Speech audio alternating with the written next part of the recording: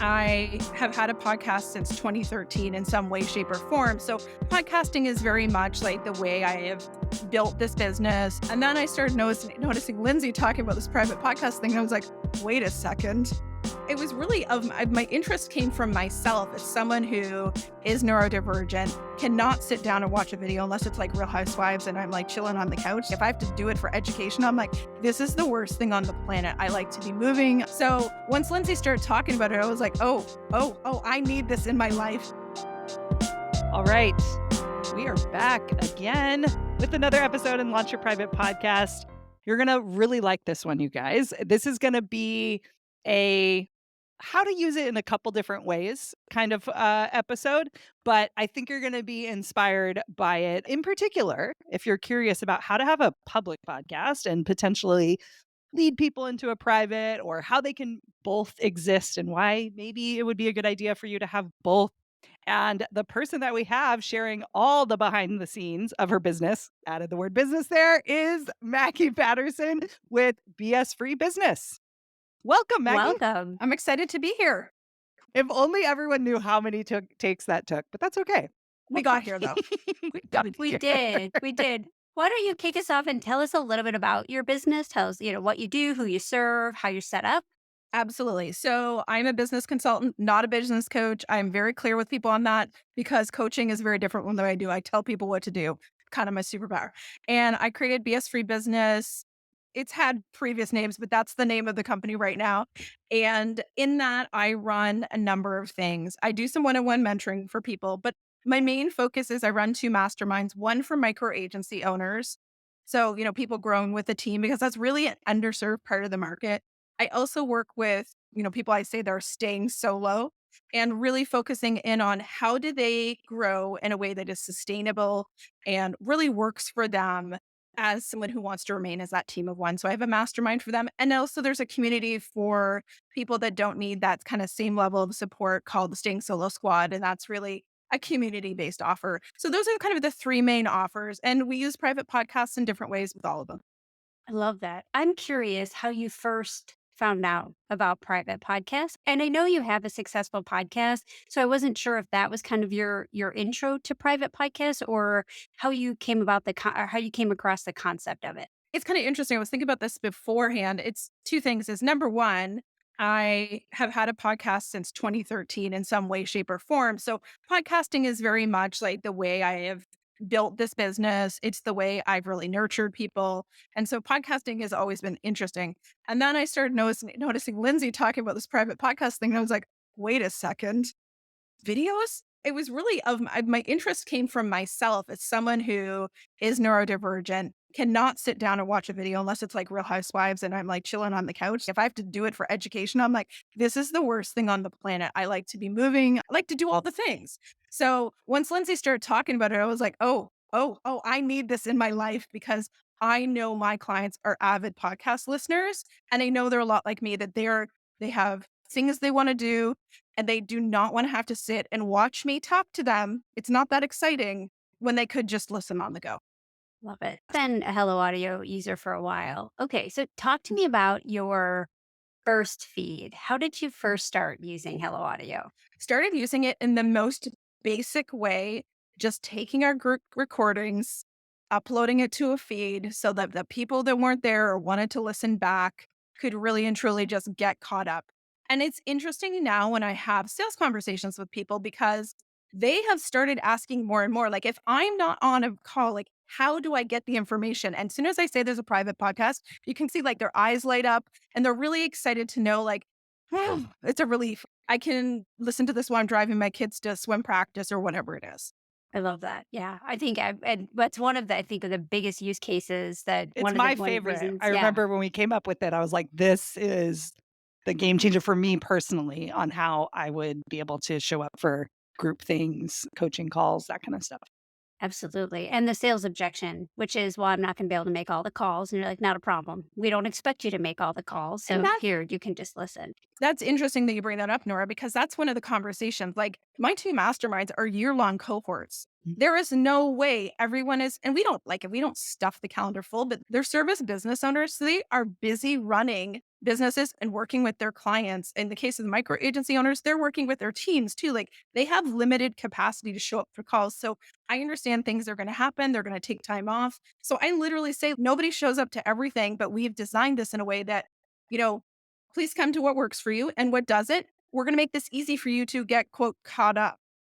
Yeah, there is that fear. I feel like Mhm. there's always this fear of they're going to miss out, or somehow if they can't make it to all the calls, which I agree. I don't think that's realistic. And I don't think that should be Yeah, something that people feel like they have to do, but somehow that they're going to miss out on the value, or somehow that their value they receive is going to be deficient. But that way it allows them to get caught up, and in quotes, we're using air quotes because I know you can't see us, without feeling the pressure of needing to show up at a specific time in a specific way. exactly.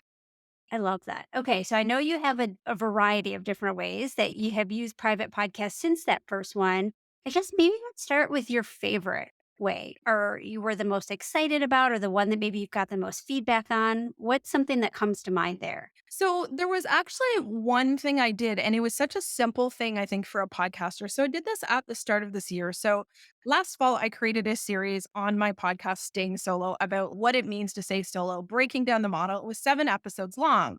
I took that and we just, packaged it up on Hello Audio, gave it some new show art. And it was basically like, here's like this vignette, this group of episodes that if you really want to learn what we're all about, please go opt into that private podcast and get that. Like, yes, you can find it on the main feed, but let's make it really easy for you to consume. And it's a really easy place for me to signpost people back to say, like, hey, if you want to know more about this model, go listen to this right here.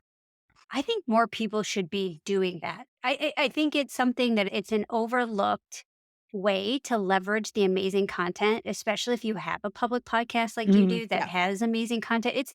And it's not sure. I think people think, well, it's already accessible, it's already out there, but it doesn't mean it's easy for people to find. If you've ever gone and listened to a podcast, and if you're subscribed to more than one, it's not easy to navigate and to find it. But if you have, in this case, a series or a set of something of content that's related, it's so much easier for your listeners. And what an amazing experience for them just to have it all in one place at one time. And I think it's a great representation of what your brand is all about too, like that kind of that pillar content, just yes. to have people create more awareness about what you do, who you are, what you value, just to make sure that they're in the right place. Exactly, and I think the thing we've started thinking about is how you can go into Spotify and create, like, I was playlists with just thinking this, like, Maggie. I was how do just we thinking and, like, this. we've talked about this a lot internally, like, instead of it even just being an opt-in, let's say we have, like, the space pillar, maybe we just make a private podcast feed of the space pillar, and it's really easy for people to go back and find those episodes because that podcast, Staying Solo, like, while that name is more recent, it's been going since 2016, that feed, so, like, that's 300 plus episodes for people to wade back through, so for me, be able to go in curate those for people to say, these are the best episodes we have on this topic. Who doesn't want that mixtape? Yeah. You know what Yes. I was thinking too? That became like a trend and I'm seeing it still. I know lots of people have done here's my playlist and it's on Spotify. And I'm like, you're Yep. missing an opportunity here though to like collect email addresses of people Mhm. that you know are interested in that. Yeah. And part of me is their goal to get more public podcast listeners? Because I get that goal, but you also already have a lot.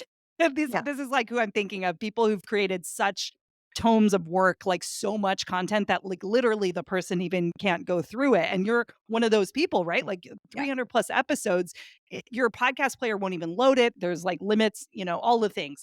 And so fine, they're curating that content for a person to be at a certain part. But P.S., you have to listen on Spotify.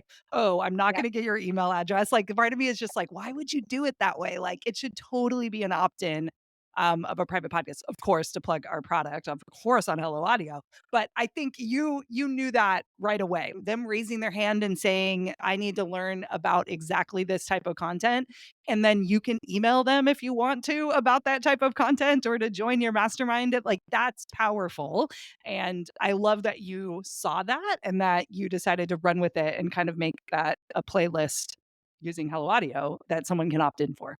And I think the interesting thing I've discovered in the spirit of, the name of my business being BS free is like people think about this stuff as like, okay, it's going to be my top of funnel. we've done a lot of research over the last little bit. Is I know for sure, like the podcast isn't the number one thing that gets people into our programs. A lot of times we have people who've never been on our email list join things. Like Sure. that's and the customer journey, we think about it in that funnel. Mm, Okay, attention, interest, like how do that's I the move them only through that way. Yeah. funnel? My people don't behave that way. They're kind of over that very traditional marketing approach. And when we look at like what is that customer journey, what are the touch points, instead of it being linear, it's like a big squiggle.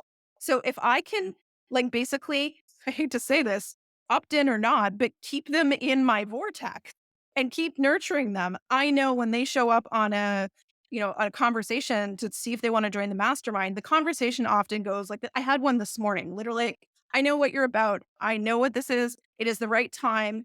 Here's my two questions. I'm in. I'm not in the business of handling objections because they've gotten to know me over X number of episodes. Mm, Yeah, the audio does that for you. I feel Yes, like it's the exposure. And I agree. I think it doesn't have to be the linear funnel that most people think about or that they've been taught. It's mm, really an ecosystem. yeah, And your folks are hanging out in lots of different places and they bounce around in one place or another in that ecosystem. And when they're ready and you invite, and they have the invitation, they'll ascend and they will join you for whatever that is, whatever that next step is. exactly. And I think if I've learned anything is that, I'm not dealing with a business. And I think the interesting thing is people go, oh, that's for like big insert celebrity entrepreneur. I'm dealing with probably 50 clients a year. We're not talking about something that's on a massive scale, but investing in audio, whether that be the private podcast or the public podcast feed, that has been the mainstay of how we built that business, even as a smaller business. I love that. It sounds like it's very aligned to your audience. I'm curious what feedback you've received from folks that have gone through the content in the private podcast. They love it. We've done different series. Like I did a little micro series. I busted out of one of the podcasts at one point on BS free planning, and it was in December. mm, It's like when we're about to take a podcast break, I wanted to talk about it like in a really like meaty way that was going to be way too much for like, if you were listening to my regular feed, you'd be like, why is she going on about this? But for people who are interested in planning in a different way, I created that, I think in 2022 or 2021, and we still every December bust it out.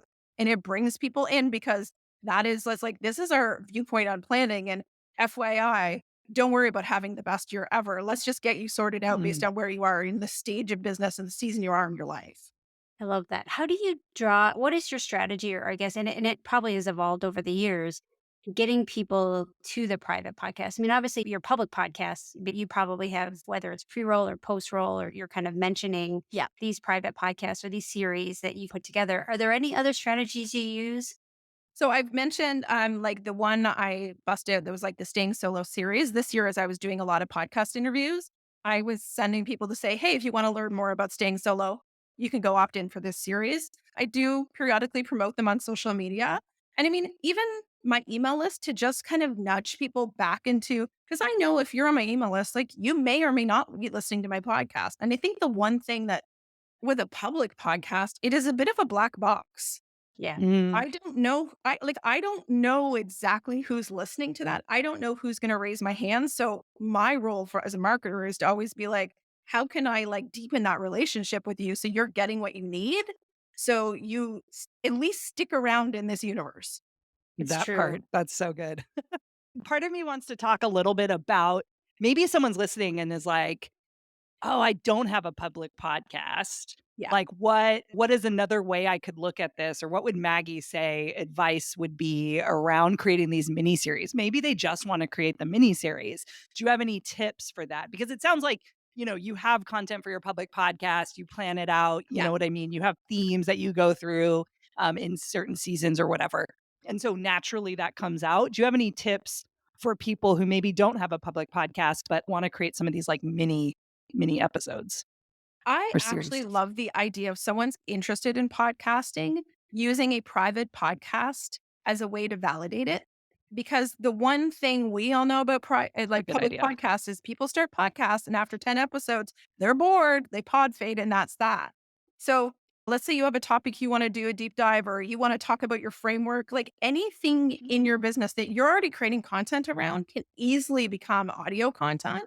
And really, it's a low stakes way to test it out, to validate it, and to gain your confidence and your, how does my scripting process work? Sitting down to record, like that stuff's really intimidating when you start. So making sure that it is something you want to have be a pillar in your business. And I feel like whether even if you didn't want to have a public podcast, private podcast is giving you a different way to deepen the relationship because how long does someone read your email? How long do they look at your social media post? Not very long. Audio is the like gold standard as far as I'm concerned of like, you really know about me really a Mm. lot. People like, "So, how's your son doing?" And I'm like, "What?" I don't talk about my son on social media. I don't show his pictures. A lot of people are like, "I didn't even know you had a kid." So when someone says that, I'm like, "Ooh, you've been listening to podcasts," because I do mention him every so often.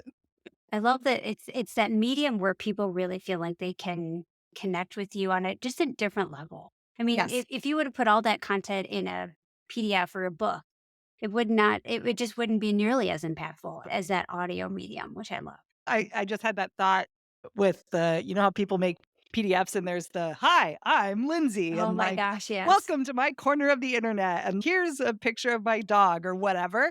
I don't think anyone would be like, "How's your dog?" based on that No. PDF, right? Or Yep. same with the webinar, like, "Oh, I started off here, and here's my family," and like, "How's your family?" It's like, "No, I don't know your family, you just used it as a bio intro."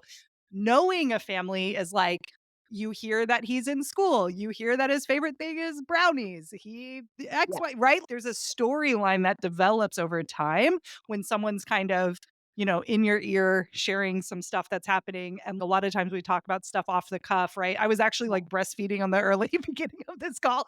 Feel like that's relevant here because it's audio and it's like I'm talking to people who like feel like they know Lindsay and Nora and like these guests Yeah. that come through, right? They're users. It's like you share these kind of intimate things that are happening at the time of recording, thoughts that are in your brain that is not going to make it into our PDF of 43 ways to use private podcasts, right?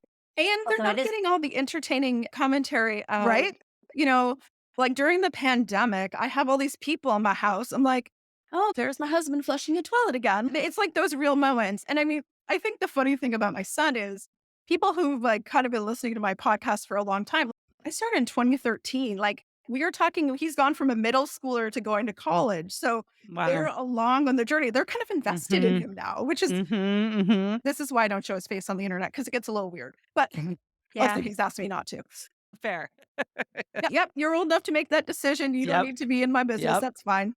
Oh, I love it. Okay, so I've got a couple questions here, but one question I'm kind of dying to ask is that normally when we have folks that have been using private podcasts for different things, there might be one that you're sitting on or something that you've had ideas about and maybe you haven't had maybe capacity or resources or whatever it is. But Or is your there team one is like telling that you for you? don't.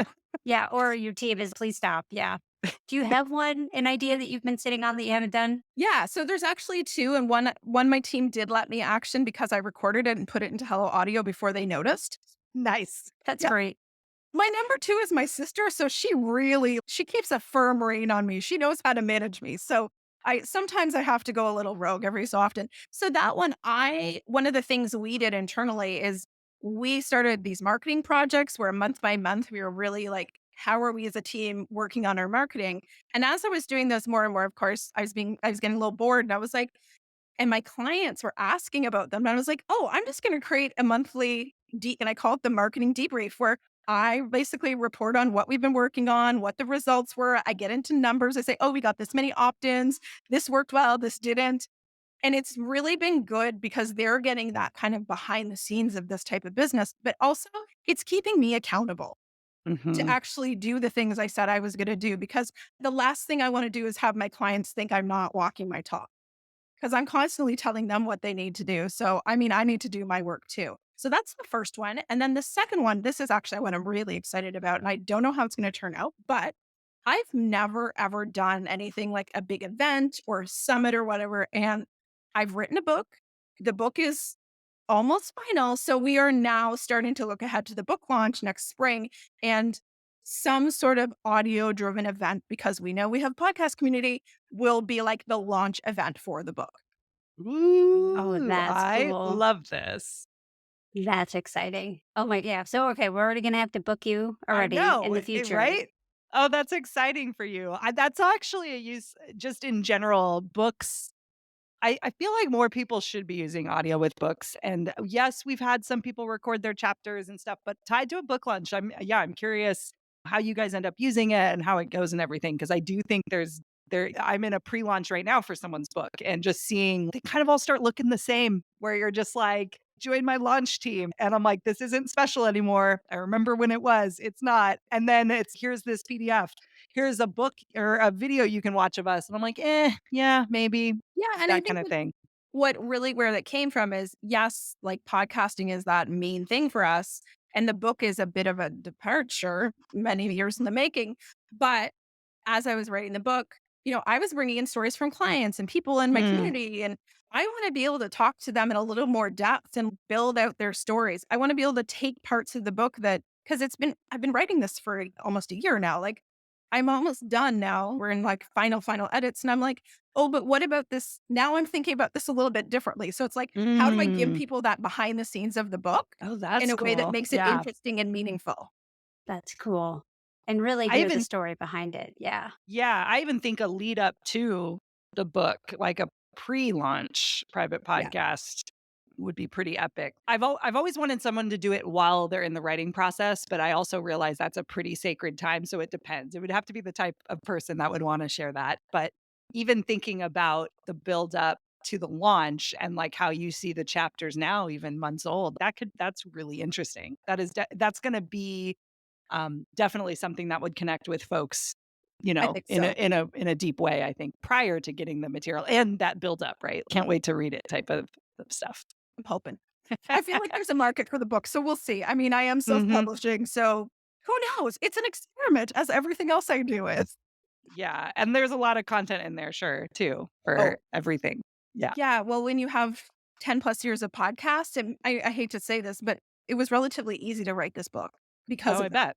With Yeah, that, you've yeah, with that thought many episodes. that many episodes, and I think speaking about things and talking about topics, like, the book starts forming in your head anyways because you right, like, have said similar things, you start to Yeah, connect certain things over years. That's huge, and that's, I think, will lead to a book that feels like it's been 10 years in the making versus one that's right, let me grow my email list with this book, right? This is a, expert written over a length of time book, and it will yeah. definitely show, I'm sure.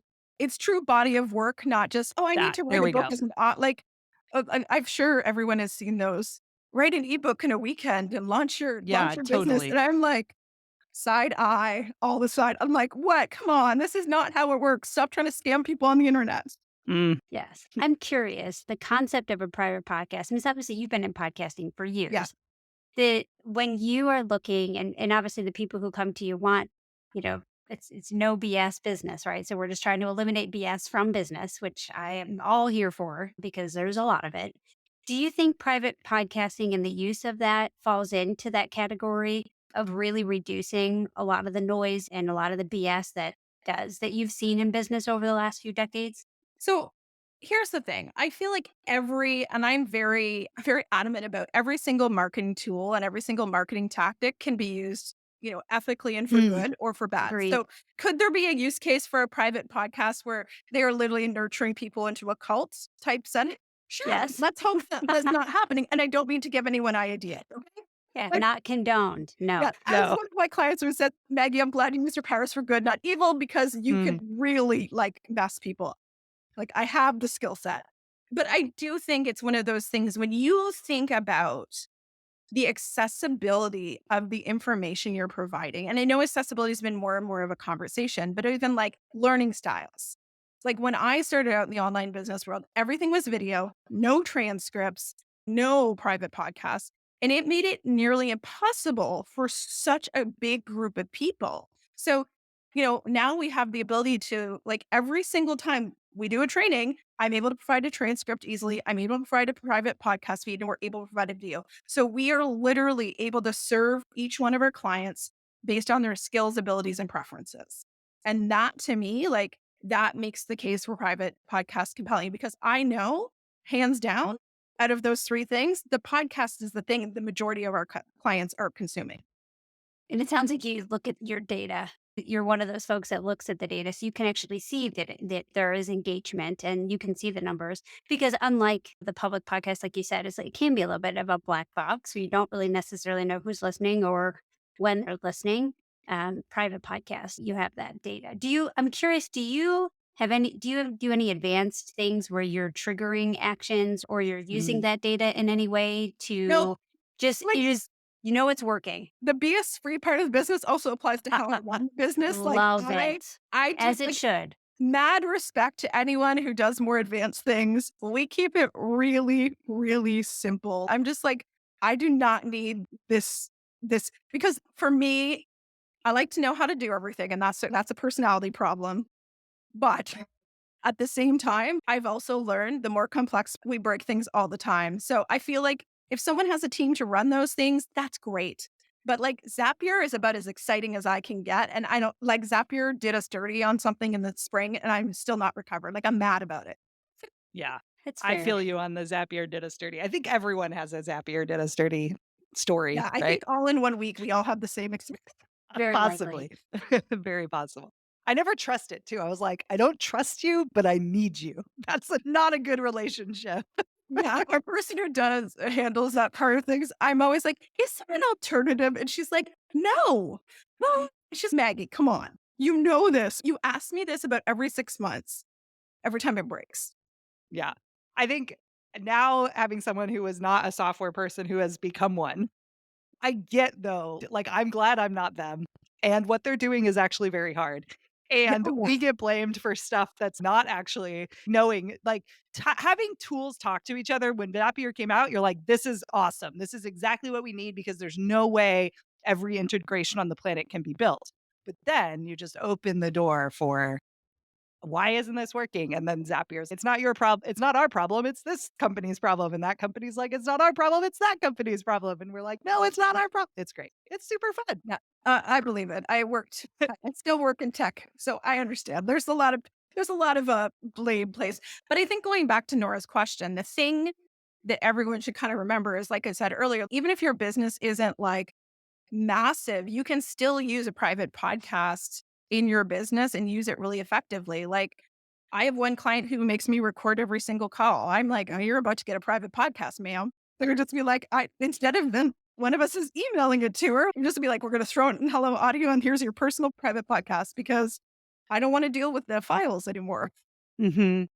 That's such a good way. It's funny because we were just someone that we just interviewed, which probably will precede this episode, was about sending love notes to their clients one on one. And it's true, there's lots of different ways that you could do that, but she chose that for a very specific reason. And what you're bringing up is that file exchange. It's like the file's too big, or like it ends up somewhere that you're never going to check again because it needs a special link. And Yep. a podcast, right? We know exactly where it is. Like when I Yes. say go to your podcast, everyone has maybe a different player, but that my choice. I go to that podcast and I know what is waiting for me there and there's nowhere to get lost. And I think that's huge from an accessibility standpoint, which is what you were talking about earlier, this idea of like I have content, this person's in my container in some way, private or coaching whatever. And they need access to that as quick as possible, right? And that if you create friction there, it's not like it's their fault, right? But it just if you make it a little bit harder to get to, that just ups the chance that they might not be able to get to it. And so creating that like frictionless experience is huge. You hit on something though that I think about a lot in the context of the private podcast is if it's a video, we use teachable, it's unteachable, it's static. If the user experience is not what you want, you're still stuck in there. Whereas when with the private podcast is everyone gets to consume it on the app that makes sense for them. Like I'm an overcast person. Don't ever take away my overcast, but I know a lot of my clients are using different apps and it's because like how it looks, how it presents, like the UX really matters. And I think we really don't give enough thought to that in terms of the experience. And we do have the ability with a private podcast to let people use it in the place that they want to use it. Ooh, that's good. I don't think we've ever That's an said important that. one. Yeah, in that way. Yeah, as compared to because Nora, obviously, in our marketing and our messaging is like where they already are. We say that, right? Like, Yeah. so that, yeah, but there is something when you compare it to a course platform Like they don't get to decide what Kajabi is like. And, No. there's no platform out there that I feel like everyone's like, this is perfect. It just isn't. It's hard. But yeah, that's fascinating. That's a really good point. Like the autonomy, which I think Hmm. it's like you're bringing some of the personal choices back so you get to define what your experience is, which if you Yeah. think about online education and how it's been, it hasn't been, that's never the lead. It's like, here's No. your course, here's your login, this is how it is, this is how we do things, versus private podcasts give you that a little bit more of that independence and autonomy, which I think is really important. And I think the part of that people don't recognize is that everyone in your programs, everyone of your clients has those preferences. And like this really came Mm. for me in the conversation we had with one of my masterminds is at the time, I think it was like 2020, we were using a Facebook group. And some of the more vocal members came to me and said, like, we don't want to be on Facebook. This is not how we want to run. And I was like, okay, let's have this conversation. And like, I've now switched everything to Slack because I know for my people, they don't want to be on Facebook. They don't really want to be using social media. And Slack is something they're already using in their business. So, we tend to design things in a way that's like what works for us without thinking about what's Hmm. going to work for the actual experience on the other end. Yeah. True. Yeah, so true. And I think that's a huge benefit of private podcasts is because you're right, accessibility, flexibility, autonomy. It just brings another layer. Familiarity. Yep. Yeah. Yeah. I like the way that things, and then obviously if you're giving people more options and they get to make choices that are right for them, they're gonna be a lot more likely to actually consume it, to consume Mm-hmm. the content and get the results or whatever results that, they're trying to achieve or whatever goal they're trying to achieve, which at the end of the day, that's the whole point. Exactly. And I think that's unfortunately for too long has kind of been the missing, and I'm sure you both have opinions on this, but this has been the missing piece in kind of the online course market, right? It's just like this very static experience that is not designed to set people up in a way that they're even going to consume the content, let alone put it into action and have some sort of transformation. Yeah. And I do think that's is that we've seen shifts, right, in the online course industry, and I would say trends and consumer behavior and, Hmm. what people are willing to pay for today compared to what they were willing to pay for 4 or 5 years ago, and the differences there, and how important this type of a layer and accessibility and results-focused options are. I think that's just it, I don't know, in term, and I know we're biased because of what we do, right, and what private podcasts can do, but I do feel like more and more consumers are just being more, just discerning with their investments and what they're willing to pay for in terms of course. I will co-sign this 100% as the co-host of a podcast with Dr. Michelle Mazer called Duped, where we talk about, it's really about consumer advocacy. And the thing we are seeing is since we started that is the tide has turned and customer clients in this space are no longer willing to just accept things. They are way more discerning. They're much better educated and they are much less willing to just make the investment and hope it works out. So every one of us running a business in this space needs to be bringing our A game. Yeah. And thank goodness for that. Because Yeah. I feel like that just, because there's a lot of folks that got away with a lot of stuff for far too long. And I Mm. feel Yeah. like that just elevates the way it should have been, right? The way it should Mm. be. It elevates the industry to what it should be. And I'm all for raising standards. Yeah. I That's, think we're that's getting there, but I'm still co-hosting that podcast. So everybody just There's watch still for when we still decide to not do that podcast anymore. And that'll be a sign that the it's industry done. We've needs. solved it. I always say at the end of every season, like, I would be thrilled if we never have to come back for another season. But yet, Mm. because I'm always like, do we have anything else to talk about? And I'm like, oh, but yes, we do. yes. Yeah, There's because they're shifting too, right? They're back there going, okay, this we can't do anymore. Now we're gonna switch it to this, right? Yeah. And what's interesting is like we're just starting to record our new season now. And there's things we talked about in our first season 3.5 years ago that we're revisiting. It's okay, Oh, what is the uh-huh. state of scarcity? Like, how has the Oh, uh-huh. tactic shifted? Like we used to yeah. be obsessed that everyone's talk about bro Yep, marketers. yep, It's not yep. bro marketers you need It's to worry not that about now. anymore. What do you Mhm. need to worry about now? Yeah, because yeah, all the things shift and come back and just like wearing a wolf's sheep and wolf's clothing, right? Like it's just a little bit different. Just checking in to make sure you weren't there 4 years ago that when That XYZ happened. that's Yeah, what blows my mind having been yeah. in this space for so long is like people will Mhm. be like, the hot new tactic. And I'm like, Nope. I'm like, do we want to talk about the time it was done in 2019, Mm. 2017, Mhm. 2015? Like, sometimes I'm just like, am Yeah. I too old for this? Like, I've just been Yeah. around too long. Here's a funny thing, Nora, I don't even think I told you this. On Threads, I search private podcasting. I see what people are talking about over there. I like it because it's just like a smaller group of people, and I like the way that they talk about things on that platform. And someone was like, "I think private podcasting is the next scam." And I was like, "That means we made it." Like, there's probably people out there, using it in nefarious ways, I guess, if you want to put it at that. But I thought it was funny. I was like, "Oh, we're like a marketing tactic now. It's actually like you've made it." I don't know. This season on Find Dukes. that the next I season think on a private podcast. It's not on the editorial calendar. I think you're okay. Okay, good. Thank you. Let me know if it makes it, because we might be in trouble if it does. No, I'm just I think you're safe. There's a lot of other things I could talk about that are way more problematic. And that yeah, I think is an interesting thing is because what people don't understand is every tactic is neutral. Marketer, I'm just 100%. like, can I scream this from the rooftops? Because stop villainizing the tactics and start looking at how people are using the tactics and why they think that's the way to go. That's great way to look at it. Yep. By the way, no one in the comments was like, "You're right," by the way. So it was probably just some sort of engagement thing, or they listened to something and they're like, "Oh, I didn't know that's what they were used for." It was something like that, so it's pretty funny. But yeah, I totally agree. And like the next thing to be killed, right? That's always the thing. This is dead or whatever. It's very similar of like it's been used too much and I think to be fair, when we talk about it from there is something really cool with private podcasting right now that we saw, which is why we built it, and it Yeah. is innovative, and there are experiments, and that we can have a public podcast on how all our users are using it, and they will always blow our mind because it is still new, and that at some point it's not going to be. And I hope that it's our fault. That would feel great.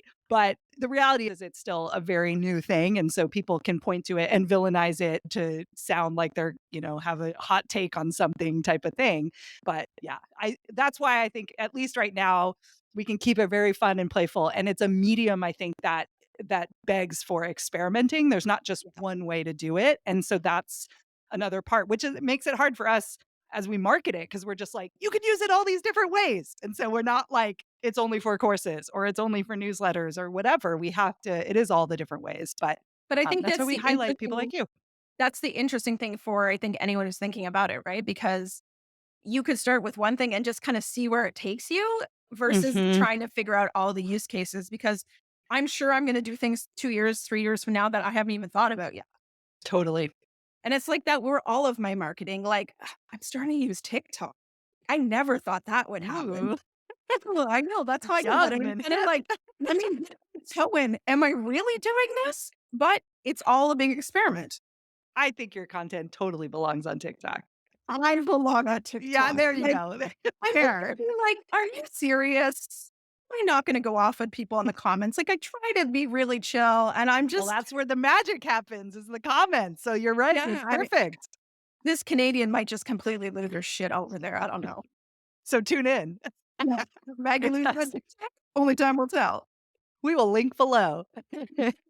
Awesome. Well, this has been really fun. And I love getting behind the scenes with you. I knew it would be a lot more, theorizing on our industry and that kind of thing. And I think I love the way you think about this type of content. And I going into the minds of our users in that respect is really helpful. So thank you for sharing all of it. Well, you are most welcome. Thank you for having me. We can't let you leave without I our know. question. Nora, you want to ask it? Okay, I'm Alright, so ready. we ask this at the end of every episode, and that is, if there was a private podcast that had your life's musings, what would it be called? Oh, I'm hot, but not in a good way. I am a woman of a certain age. I am hot and it's not in a good way. That's going to be my autobiography. So we'll make that my private podcast too. I resemble that comment. It's dear. That is good. I love it. That has so many places you could take that. That's a good one. That's Or the next as private podcast. my friends and I was talking about, I wore the wrong underwear for this. That's another potential. Oh my goodness, yes. I would listen to both of those. Yes, I would be same. like, oh, we could be friends. Yes, I could this see is those as public podcasts actually with guests and everything, to be fair. I'm not allowed any more podcasts for a while though. I'm good. I'm Mm, topped up. there you go. We asked the podcaster what her life musings podcast would be. Of course, she has several. Yes. Yes. Yeah. And they're great. Like they're not And they're only, yeah, great, of several, course. and they're awesome. Yes. The only Yeah. thing standing between me and like 14 more podcasts is time and my sister. So everyone take that. And I like my sister, but she's staying between my public podcasts on Uh-oh. pop That's who we culture. need to get it. That's who we need That's to who we need to message. interview next. Yeah. Yeah.